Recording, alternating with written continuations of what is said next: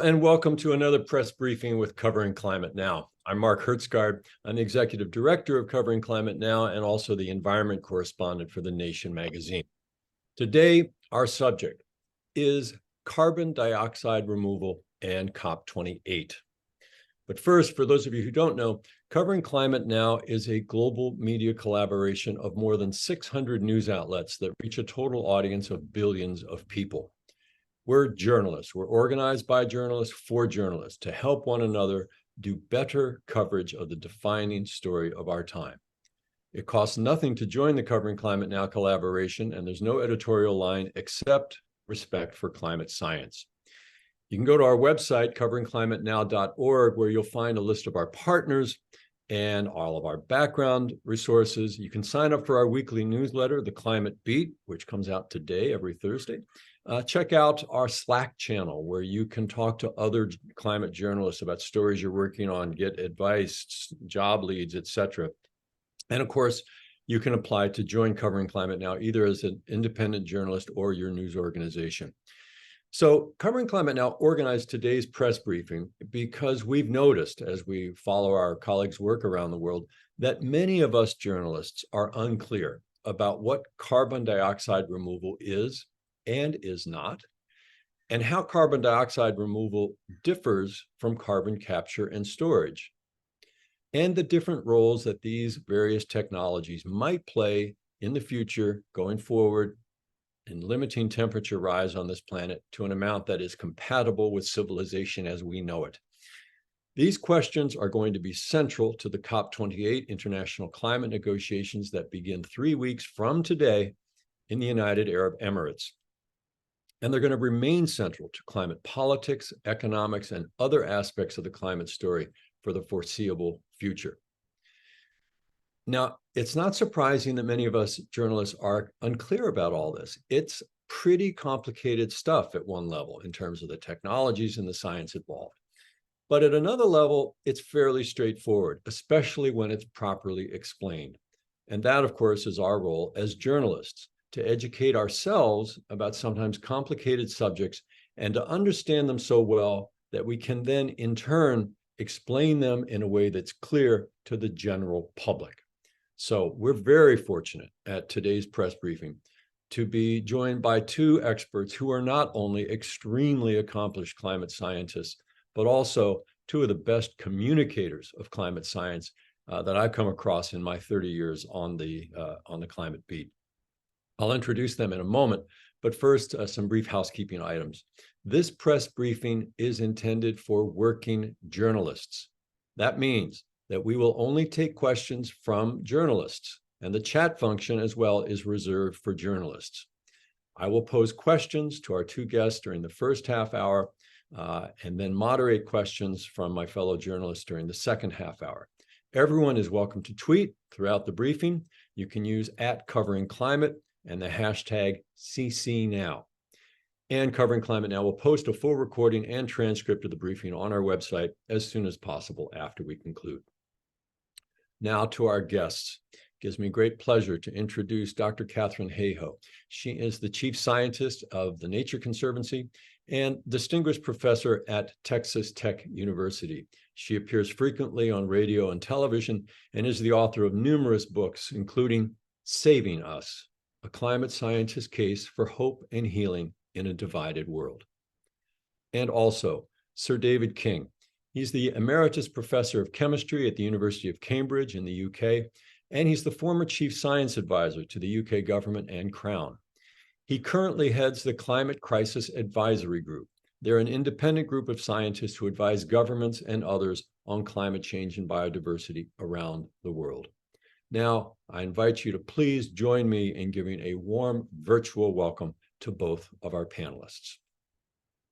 So, thank you both for being here, Sir David and Dr. Hayhoe. Full disclosure, you've both been sources of mine for years, and I can assure my fellow journalists that without fail, your information and insights have been both reliable and really invaluable for, as I said earlier, taking very complicated subjects and breaking them down in a way so that we journalists, most of whom are not trained in science, can understand them well enough that we can then share them with our listeners and our viewers and our readers. And also, you always make yourselves available to talk to journalists. So I really thank you for understanding the importance of communications and making yourselves available that way. So we're going to devote most of today's briefing to carbon dioxide removal. You may hear me refer to that sometimes as CDR, carbon dioxide removal, and the different ways that it can work.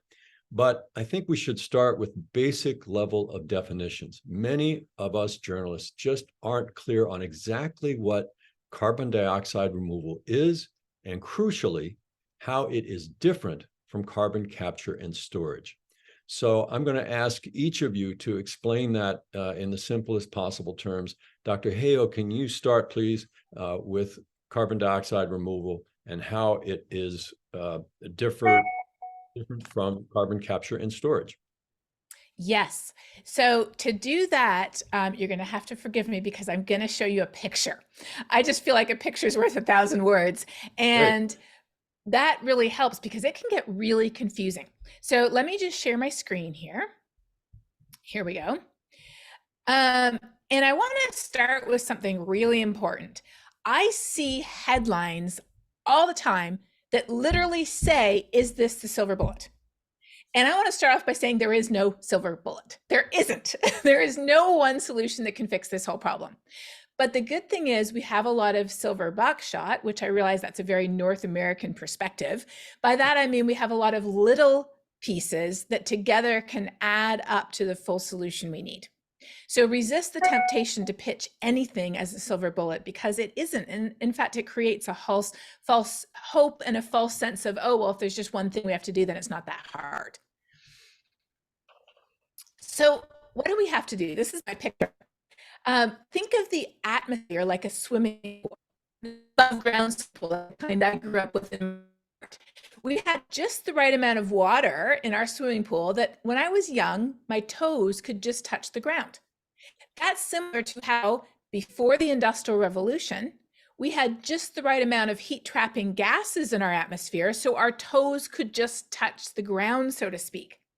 But at the beginning of the Industrial Revolution, we stuck a giant hose into the pool, and we've been turning the hose up every year. The first year of the pandemic, we turned it down 7%, and then we turned it right back up again. So the level of water in the pool has been rising faster and faster every year. That's the level of heat trapping gases in the atmosphere. So what's the first type of solution that we need? There's 3 types of solutions I'm going to talk about. The first type of solution we need to turn off the hose, right? Now, what does turning off the hose look like? Here's where carbon capture and storage comes in, because carbon capture and storage is part of turning off the hose.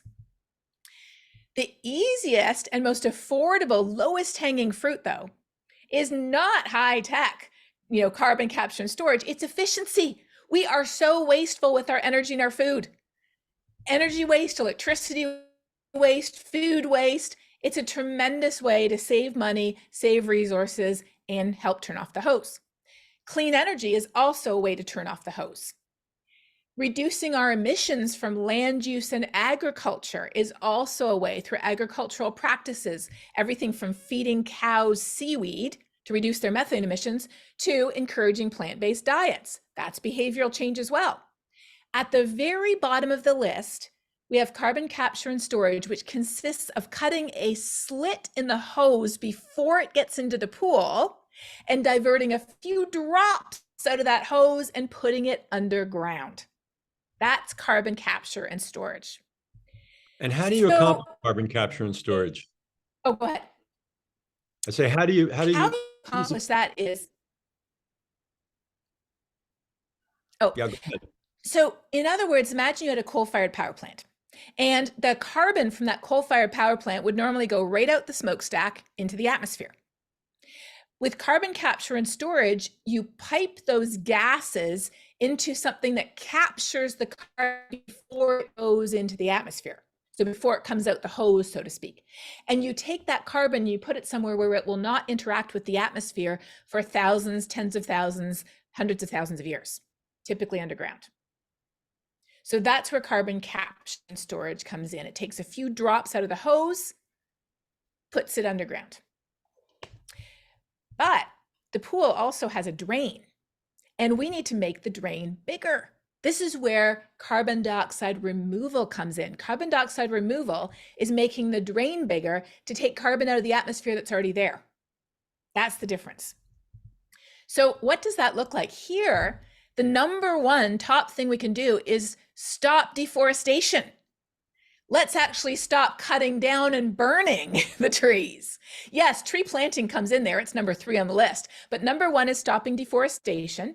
Number 2 is restoring ecosystems, including forests, grasslands, coastal wetlands that store carbon. Carbon in the atmosphere, we have too much. Carbon in ecosystems, we want more. Regenerating ecosystems, that's where tree planting comes in. Climate smart agriculture offers a way to take carbon out of the atmosphere and put it back into the soil. And then at the bottom of the list here, we have direct air capture. Direct air capture is like the Climeworks technology that passes air through a filter. That filter captures the carbon, and that carbon is taken and turned into a permanent product like stone, or it's pumped underground. Direct air capture is possible, but it takes a lot of energy and it's very expensive. Climeworks estimates that if we deploy direct air capture at scale, it could take up 5% of what's coming out of the hose by 2050. So it is not the silver bullet. There is, in fact, something called a mitigation hierarchy I wanted to introduce to you very briefly, sort of techno-babble words. But what this simply means is you have to turn off the hose first. Turn off the hose as much as you can every year. So say year 1, I can turn off my hose. If I'm a city, a company, a government, or even me, myself as an individual, say I can turn off my hose 10% the first year. So then that's where carbon credits come in. Say I can turn off my hose 10%, I can cover the rest of my emissions 90% with making the drain bigger. But next year I have to do more. Next year I have to be at 15%. So I only need 85% coverage. Then I need to be up to say 35, 40% of reducing my own emissions. So then I only need to make the drain bigger by 60%. We can't make the drain big enough to take up the whole hose. In fact, we've calculated that at the Nature Conservancy, the drain can only take up about 30% of the hose. But that's where the role of carbon dioxide comes in. It helps us make up the difference in our Paris targets while we're still turning off the hose as fast as we can. Does that make sense, Mark? Yes. Yes, thank you. Katharine, I'm going to turn to you, Sir David, in a second. Katharine, we're getting a little bit of crackle and delay in both your audio and your video. Can you maybe turn off some of the other programs perhaps on your computer? We got, I'd say 95% of what you said, but something is delaying a little bit of the transmission. So while you work on that, I'm going to turn to Sir David and Sir David, I know, having interviewed you for many years, that you were one of the great fighters in international negotiations going back 20 years, that we have to turn off the hose. We have to stop the emissions. So why don't you start with that, as we talk about carbon capture and storage and carbon dioxide removal, there is no substitute to the first, second, and third order business, which is to stop the emissions. Have I got that right? Absolutely right. Absolutely right. I think, Mark, that we need to just put some figures into this. Today, if we count as we should carbon dioxide emissions and methane, rising levels of methane, rising levels of other gases, nitrogen oxides, we come to the fact that we're emitting into the atmosphere every year about 50 billion tons every year of carbon dioxide equivalent. Now, if we continue doing that, and I think that Katharine has given us a wonderful little example with her filled up tub, then of course there is no future for humanity. There is no way we can manage to remove 50 billion tons a year. In other words, this is just an absurd concept that we could remove anything like that amount per year. And so we do have to go beyond this, but in the first instance, reducing emissions of greenhouse gases, carbon dioxide, methane, etc., is essential to provide a future for humanity. Of course, the other aspects of the problem, and I love the way Katharine's gone through all of these processes. You've set the scene beautifully. We need everything, but I'm going to say we need even more than that. So here, let me just try to understand as clearly as we can what we mean by getting to net zero emissions.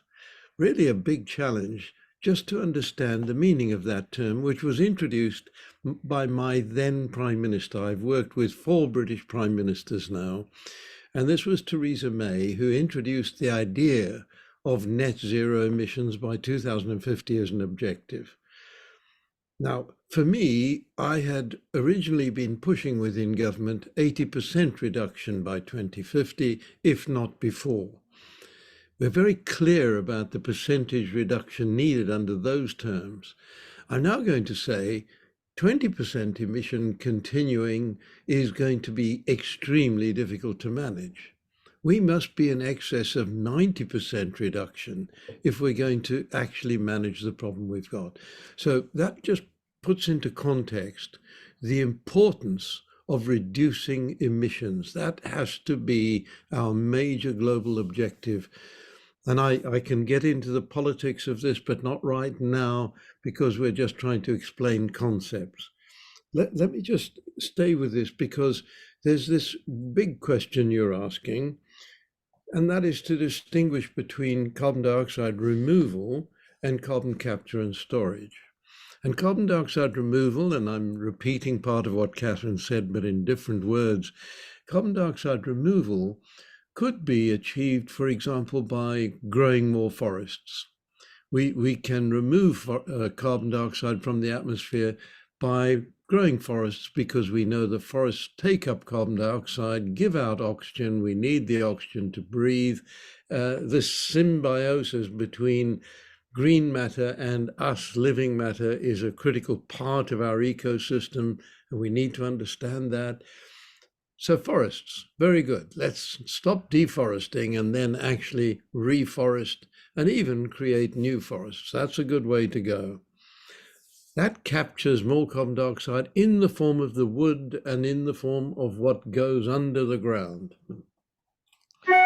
Now let's move on from that form of carbon dioxide removal to what happens in the oceans. The oceans are very efficient at removing carbon dioxide. A very high percentage of what we emit doesn't stay in the atmosphere. A good percentage of it goes into the oceans.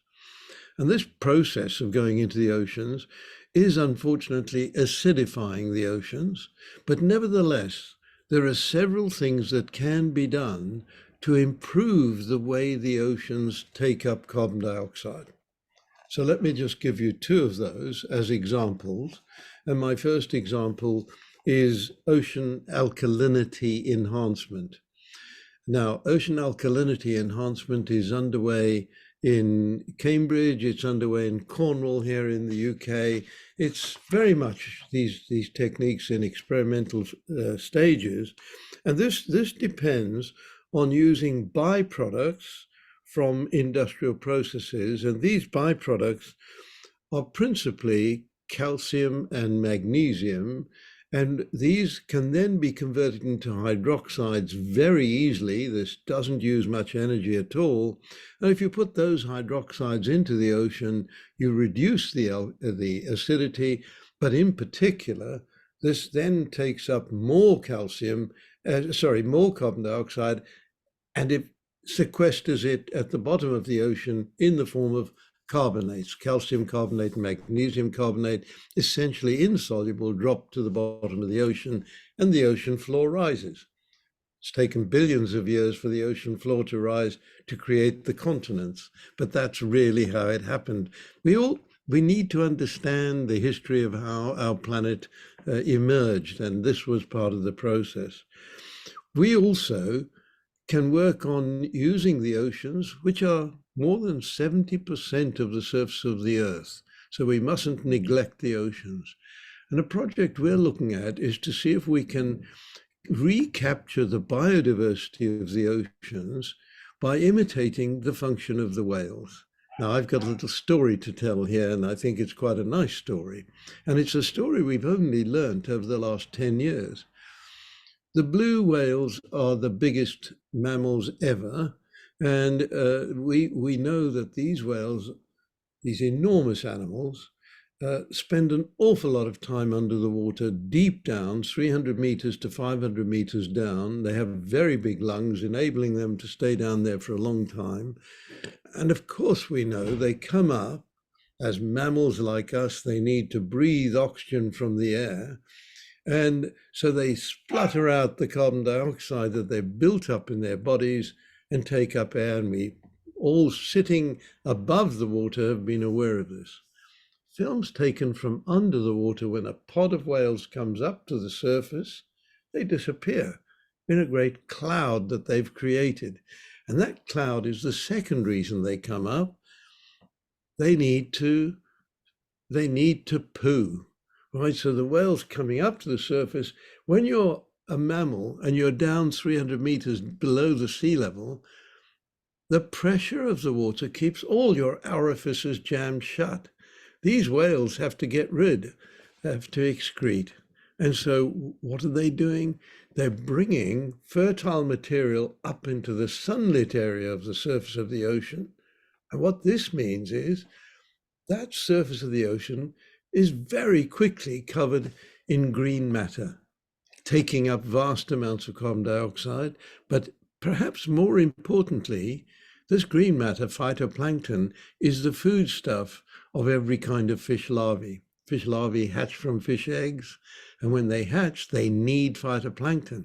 So in this forest in the ocean, we get a full biodiverse system very quickly. We get maybe 250 million fish from a pod of whales coming up in this way. So that's what we're trying to repeat. Can we operate as if we were whales? And I say this because, unfortunately, whales were the first form of oil that we discovered, and we removed 99% of the world's blue whales in that process.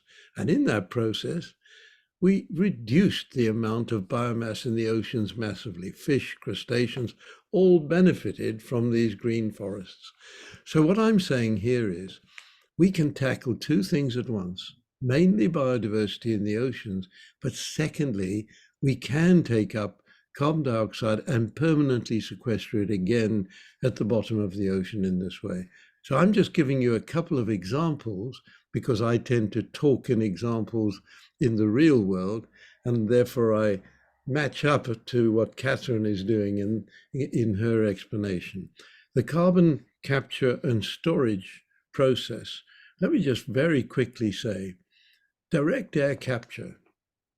The total amount of carbon dioxide in the air today is about 420 parts per million. It's a very small amount, but it operates very effectively as a greenhouse gas, keeping us warm. If you want to capture carbon dioxide in tons, and you calculate how much air you have to pump through your capturing device, it's vast. So you have to have enormous pumps, rapidly pumping air through the capture devices. You're burning an awful lot of energy. It's no use telling me, well, we can use renewable energy. You're going to take renewable energy from other functions if you do that. The energy consumption means this is not a justifiable process. So we have to be very careful with how we proceed to capture carbon dioxide. We need to capture it at scale. That means billions of tons per annum to create a manageable future for humanity. That is a necessity. But at the same time, we have to be very careful how we spend our money going forward so that we don't simply waste it. Thank you so much. I think all of my colleagues here are seeing why I say that you two are such great communicators, because you use examples that are very tangible. Let me turn to Dr. Hayhoe now and ask, let me just make sure I've got this correct now, because we've heard both of you. It sounds, and I've heard this said before, that carbon dioxide removal is a scientific imperative, unless you think that we as a civilization can survive at 420 parts per million, which, look at what it's already doing around the planet, and over the long term, that will lead to at least 6 meters or 20 feet of sea level rise. Unless you think we can survive that, we have got to figure out a way to draw down, right, to remove carbon from the atmosphere through the various methods that you all have been discussing. Carbon capture and storage, on the other hand, I have heard described as more of a political and economic choice that in some places, in some technologies, may enable continued fossil fuel burning. Now, of course, that is why it is controversial. Many scientists and activists say, hey, this is the equivalent of a get out of jail free card, carbon capture and storage, that is, because it basically becomes an excuse for power plants and factories to keep burning oil and gas and coal because we're going to capture it. And by the way, my fellow journalists, this is going to be a big issue at COP28, where the term that you will hear is abated or unabated. They're talking about abated emissions, meaning that we can, emissions that are abated, and again, Dr. Hayhoe, correct me on this if I'm wrong, but that basically we can use carbon capture and storage. We can keep burning a lot of fossil fuel, but we'll just capture it. And what I'm hearing from both of you is that there's a role for both of these technologies, but maybe not as big a role as some of their backers in fossil fuel companies and fossil fuel states are suggesting. So have I got it right about the difference between CDR as a scientific imperative and CCS as an economic and political choice? Dr. Hayhoe, you first. All right. And I apologize. As I said in the chat, when it rains in Texas, the internet slows down, every form of internet. So if you're missing anything, just let me know. So as I said, there's a hierarchy to mitigation. We need to turn off the hose as much as possible. We need to turn it off more every year, and then make up the difference by making the drain bigger. But humans being humans, that's not happening. Many people are using abatement to say, oh, I don't have to turn the hose off at all. Or I could even keep turning the hose up. I'll just invest in making the drain bigger. We live on a round, finite planet. You cannot make the drain big enough to take up all the hose. There is no way to do that. And so when someone says we need to phase out unabated fossil fuels, what they're talking about is accurate, because if fossil fuels are fully abated, that means that what's coming out the hose equals what's going down the drain. But I tend to see unabated fossil fuels as a bit of a weasel word. It is allowing people to weasel out of turning the hose off. And there's no way we can do that. The role of carbon capture and storage, making that slit in the hose and taking a few drops out, and the role of making the drain bigger, carbon dioxide removal, is to take care of the last bits of the hose that we can't get rid of otherwise. It's not to take care of the emissions from the electricity sector. That's some of the lowest hanging fruit. It's to take care of the emissions maybe from a few of the industries where we don't have the technology or it's too expensive. Some of the transportation sectors like long haul flights, we're still working on trying to get not only the carbon out of the fuel, but the climate impact out, which is a different issue too. So that's what abatement is for. It's for the last few drops of the hose. It's not to just keep the hose going at full blast and keep turning it up. And that's a really important distinction that we don't often get. Thank you, Dr. Hayhoe. Sir David, you mentioned you've advised 4 British prime ministers. You've been in these conversations. You can imagine what's going on in the negotiations leading up to COP and at COP. And everybody, please look. We'll put this into the chat and probably at the bottom here. There's been great reporting by our colleagues at The Guardian who did I think the definitive interview with the president of COP28, who is Sultan Al Jaber. He is also You can't make this stuff up, folks. He's also the chief executive of the country's oil company, of UAE's oil company. And in her interview with him, he talks repeatedly about abatement and carbon capture and storage. And we're going to keep producing oil and gas going forward because we're going to be able to abate it.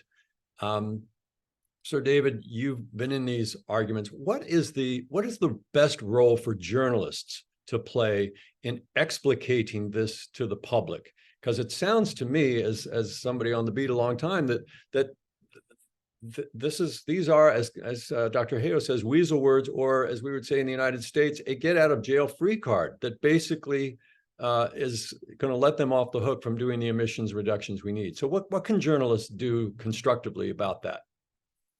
I think we need to understand that if we were to produce electricity from a coal-fired power plant and then capture all of the carbon dioxide that is emitted in its production of however many watts of energy, if we were to capture all of the carbon dioxide in that process, I don't believe we'd have enough energy from the power station to do that. Right, so in other words, the abatement process through direct air capture is a loser. We need to be looking at the process producing the carbon dioxide. Burning fossil fuels is yesterday's means of producing energy. If you look around the world today, and the IEA, the International Energy Agency report that was published last month, and it is really worth every journalist picking that up. That report shows that amazingly over the last 2 years, 2021, 2022, the uptake of renewable energy around the world was remarkable, 20 to 30% increase in renewable energy around the whole world. Now, why is that? The answer is very simple. Because of the big new market for renewable energy, we have watched over the last 20 years, Britain introduced a policy where every utility had to put a certain percentage of its electricity on the grid from renewables, and that percentage was kept increasing. The price has come down a factor of 50 as the market increased in volume. That's how the market works. And that increase is massive. So it's still going down, the cost of producing electricity from renewables. And I can give you, again, my little story is about offshore wind. I nearly cried when the government said the people of Britain don't want any more wind turbines on the landmass of Britain. So we had to go offshore. That sounds like a much more expensive way to do it. Offshore wind in Britain is now producing the cheapest electricity per kilowatt hour of any other form of new electricity generation. Now, why is that? When you go offshore, you bring in marine engineers. And by the way, the marine engineers, I love this irony, that were brought in came over from the oil and gas recovery industry in the North Sea, the same sea where we're building these. They know how to figure out how to put these on the floor of the ocean. They also know how their ships can carry vast, lengthy blades for turbines out to fix them at the positions in the ocean. And what this means is these are the longest turbine blades in the world. These are the most efficient wind turbines in the world. So what we have is a downturn, damn it, we've got to use offshore wind, and then turning it into an upturn with the experience from the oil industries. Now, I did ask the CEO of one of the biggest oil companies involved in the North Sea, why didn't you guys get busy on offshore wind? And he said to me, because it's not our core business. I'm quoting him precisely. And I said, but you have all the expertise that's being used. He said, I wasn't aware of that. Okay, you've got me there. Now, isn't that interesting? You are blinkered if you think your business is only oil. Look at the expertise you have in the company. Now, so actually, you have just given all of us journalists such a wonderful story idea. Folks, that is a killer story idea to take to your editors, that the same expertise and the engineers. We always say at Covering Climate Now, the best climate coverage does three things. You humanize, you localize, and you solutionize. You make it a story about people. You make it about a place that people can, that readers and viewers can relate to, and you talk about solutions. Here is an incredible solution. The very same engineers who were working for oil and gas, now using the very same skills to go out and do offshore wind, which, by the way, is all about what a just transition away from fossil fuels is about. Dr. Hayhoe, can you address something that has come up in the chat here, which is, so we're going to somewhat segue now to some questions from my fellow journalists. A colleague of ours at the Heinrich Böll Foundation in Germany mentions that a lot of carbon capture and storage currently is being used to basically drill for more oil. They capture the carbon, the CO2, and pump it down to force more oil to the surface. Is that correct? And how should reporters be covering that aspect of the story? Oh, yes, I know all about that, Michael. The Petra Nova carbon capture plant in Texas was built to put carbon capture on it. So they built a new natural gas fired power plant. They put carbon capture on, I believe, don't quote me on this, but I believe one of the 9 turbines. It didn't run all the time because it was just a pilot project. And the carbon they did capture was used to enhance oil and gas recovery, leading to higher carbon emissions. One of our biggest oil and gas companies here in Texas, I think Occidental Petroleum, they just canned a planned carbon capture program. And if the fossil fuel industry really thought that a business model where the majority of their emissions could be taken up through carbon capture was possible, they would have started it 20, 30 years ago. It is too late. There is no way we can get to anywhere near our Paris goals without turning the hose off and making the drain bigger as much as we can. So this is really the tension, is that people are seizing on the drain. They're seizing on carbon removal as an excuse to keep on going business as usual, because a lot of people who control the balance of power and wealth in this world, not a lot of people, period, just the people who have the ability to make the decisions, they have everything to gain from maintaining the status quo. And we already know that, and this relates to some of the other comments in the chat, the 1% richest in the world produce more than double the carbon emissions of the poorest 50%. If you look at a list of the countries that are bearing the brunt of the climate-fueled weather extremes, the way that climate change is causing cyclones, typhoons, and hurricanes to intensify faster, the way that floods are becoming more dangerous and more frequent, how droughts are being enhanced. A brand new study just came out from the World Weather Attribution program yesterday, showing that the current drought in Syria and Iran, which is not a place that has a lot of resilience to drought, is many times worse than it would have been without climate change. So the countries that are bearing the brunt of the impacts are not the countries who've actually caused the problem to begin with. And so when we talk about these solutions, we have to turn off the hose, we have to make the drain bigger, but there's one more solution I didn't talk about. We have to learn how to swim, because our toes don't touch the bottom of the pool anymore. That's adaptation and resilience. And the people who are being forced to do that at warp speed are not the people who have the control over the hose, and that's not fair. Thank you so much for that. I'm going to differ with you only slightly when you say that the 1% have the power to make the decisions.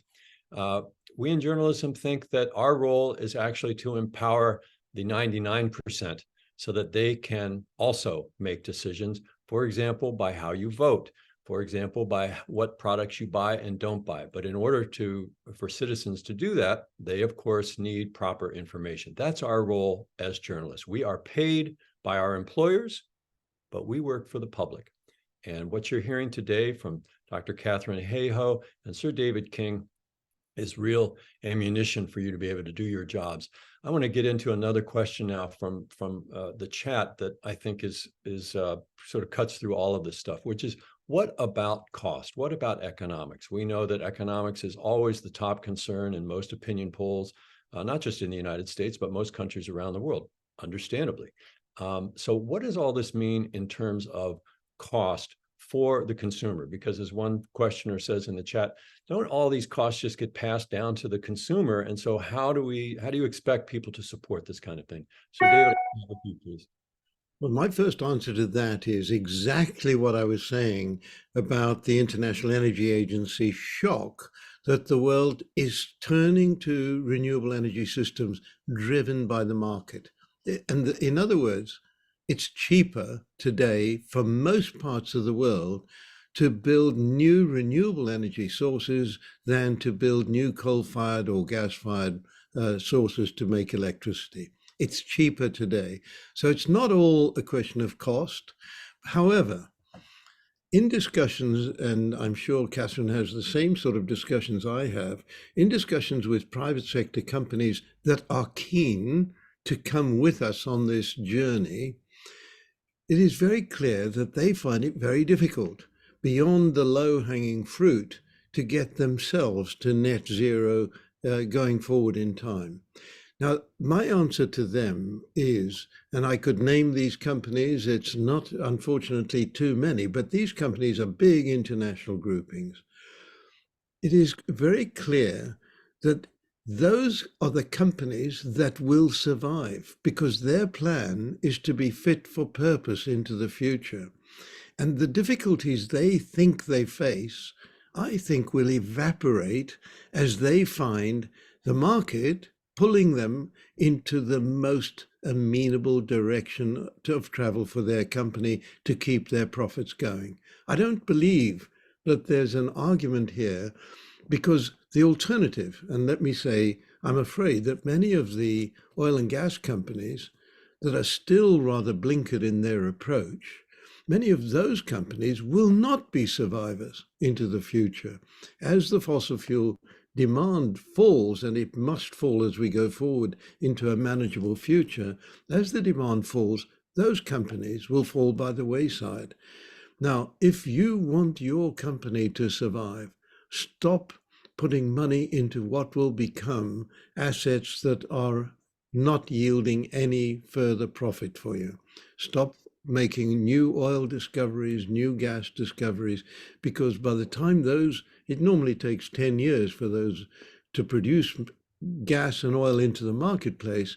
By the time they're doing that, the market will have dropped dramatically. So it is really important that every company and its directors and CEOs, every company needs to see that in order to have a future that is future-proof, you need to be looking at the problems we're talking about now.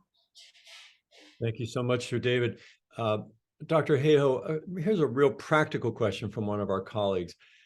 As a reporter, let's say you hear about and we get these press releases all the time. We're company X, and sorry, that's a bad choice. Company Y, we're company Y, and we are planning to do a carbon capture project or a carbon dioxide removal project in region, the region near us that the reporter is covering. How can that reporter vet the claims that company is making in a very practical way? I mean, can they call you, or should they call somebody else, or what are there data sources that you can point us towards? So this is the biggest challenge, because there have been studies looking at what companies claim on their websites compared to what they're actually doing. And in some cases, there's honest mistakes because companies are playing catch up. They're trying to do the best they can. They just aren't aware of everything at the time. But in other cases, there's companies who are certainly going out of their way to say, we're doing all these wonderful things, and either they're not or they don't have an impact.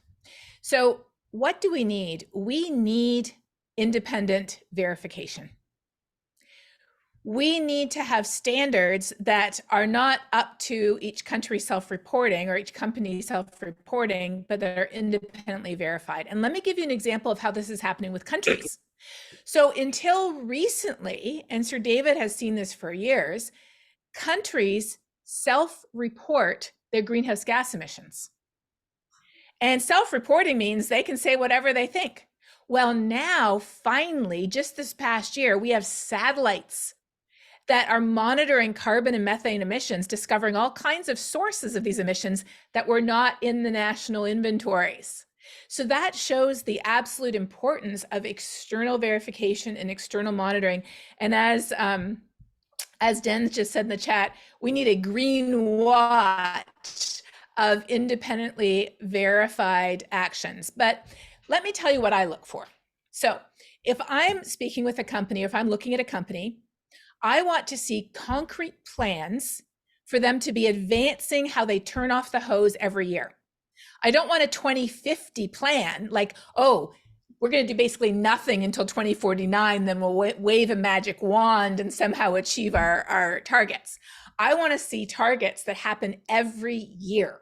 And I want to see a report on whether it was met the year before or not. And if so, why not, and what they're doing to make up on it. I also want to see adherence to external targets like the science-based targets. I want to see connections with external organizations that think about this very thoughtfully and set limits. And what I really, really want to see, and I'm saying this as the chief scientist of the Nature Conservancy, is I want to see independent third-party verification of carbon credits. Because as we've just discussed, we can make the drain bigger. We are already making the drain bigger. We can't achieve our Paris targets without making the drain bigger. But what happened when people realized that by preventing deforestation, restoring ecosystems, and planting trees, you could take carbon out of the atmosphere, a lot of people jumped in very enthusiastically with plans that weren't fully baked. Some people jumped in with cold, calculated greenwashing. This is just an opportunity to make more money. Some companies said, oh, we don't have to turn off the hose at all. We'll just buy these cheap credits, the cheaper the better, which means the less chance they're actually taking the carbon out of the atmosphere is more likely. And because of that, the whole idea of making the drain bigger through investing in nature has gotten a very bad reputation because of the bad actors. But studies have shown that most companies that invest in making the drain bigger through the voluntary carbon market are actually turning off their hose more aggressively than companies who aren't. So this is where journalism is so important. It's easy to write the hit piece, and the hit pieces should be written exposing the bad actors. But what I don't see being written, except by scientists, are the more nuanced pieces saying, look, this is an important climate solution. It has to be done right. It's easy to write about how it's being done wrong, and we need to know that, but let's write about the way it's being done right and how investing in nature, often the resources come from the carbon credits, the funding comes from the carbon credits in the voluntary carbon market. But guess what? They also invest in biodiversity. They also can, if done properly in conjunction with local communities and allowing those local communities to take the lead, they can also, those funds can be used for education, for water, for addressing poverty and hunger and development issues. They're tremendous resources for many parts of the world that have no other resource other than their carbon and their biodiversity if they're done right. And we need to hear about the success stories as well as about how they're being done wrong and how they shouldn't ever be done that way. So that is so helpful, Dr. Hayhoe. And can you, and we will at Covering Climate Now spread this around, those studies that show that there are positive ways to do, carbon credits and so forth. That's like gold for us. If you can put us onto those studies, then that's how we can write those stories. But most of us don't know about those studies. So, and I'm not going to ask you to produce them right here in real time, but we will add those to the transcript and the recording that we do of this session. They'll be on our website with all of our other work here at Covering Climate Now. You mentioned, by the way, that sometimes these companies just do greenwashing. There, I want to commend to everyone, and you'll see this in today's Climate Beat, which releases in about an hour or two. Our colleagues at AFP, Agence France Presse, just did a landmark climate expose yesterday, showing that the McKinsey Group, probably the biggest consulting company in the world, is working behind the scenes with the aforementioned Sultan Al Jaber, the head of the oil company in the UAE, who is also the president of COP28.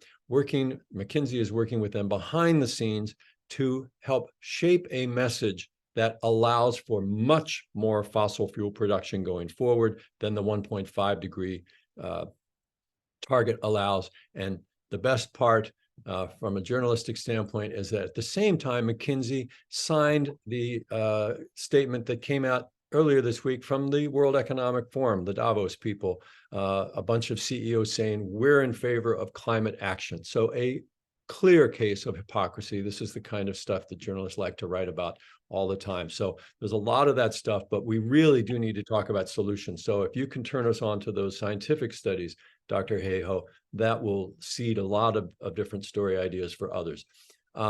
Sir David, I'd like to ask you to, again, we're going to turn back to COP28. We've only got a couple of minutes left here.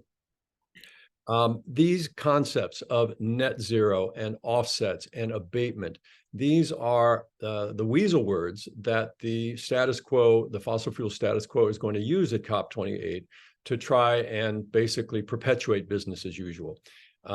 Is that too harsh of a judgment? And assuming that it's not, can you talk about, again, practically, what can journalists do, whether they're on the ground there at COP28 directly and can walk up to government ministers and question them, or if they're covering it remotely, what is the constructive role that journalists can play in basically taking out the fog of all this so that the average person who's trying to follow the news around the world can be empowered as a citizen?